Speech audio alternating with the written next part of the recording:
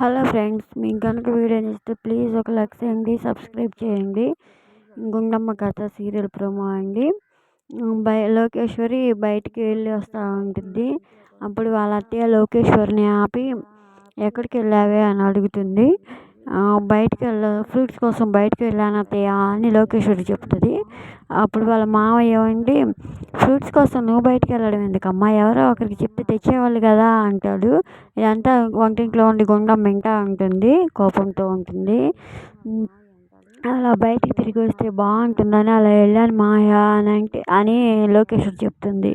అప్పుడు వాళ్ళ అత్తయ్య, నీ మొహమే, ఇంకెప్పుడు పాపను వదిలి బయటకు వెళ్ళకు అని కోపంగా చెప్పి వెళ్ళిపోతుంది. సరే అన్నట్టు లోకేశ్వరి కూడా తన రూమ్లోకి వెళ్ళిపోతుంది.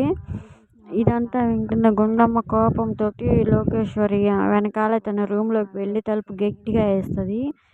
ఆ తలుపు శబ్దానికి వాళ్ళ తాతయ్య ఉలిక్కి పడతాడు. ఇది friends, thank you for watching.